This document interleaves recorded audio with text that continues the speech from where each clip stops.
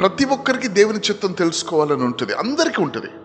దేవా నీ చిత్తం నాకు చెప్పు, దేవా నీ చిత్తం నాకు చెప్పు అంటాం మనం. దేవుని యొక్క చిత్తము నీ నుంచి దేవుడు దాచిపెట్టి నిన్ను నా చిత్తం చేయలేదని నిన్ను ఆయన అడగడు. దేవుని చిత్తం దాచిపెట్టి ఆ చిత్తం చేయడానికి నేను భూమి మీద ఆయన పెట్టలేదు. యేసుక్రీస్తు ప్రభువారు బాలుడిగా ఉన్నప్పుడు ఆలయంలో ఒక మాట అన్నాడు, నేను నా తండ్రి పనుల మీద ఉండవలనని మీరు ఎరుగరా అన్నాడు. యేసు ప్రభు మాట్లాడిన ఆయన యొక్క జీవితం అంతా చూస్తే దేవుని యొక్క చిత్తానికి ఎంత ప్రాముఖ్యత తనిచ్చాడో మనకు తెలుస్తుంది.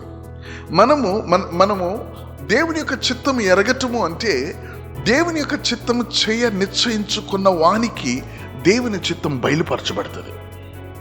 అంటే వాని యొక్క ఆత్మ చెయ్యాలని నిశ్చయించుకున్నాడు కాబట్టి వాని యొక్క ఆత్మ ఆ విషయాన్ని చూడగలుగుతుంది. దేవునికి స్తోత్రం.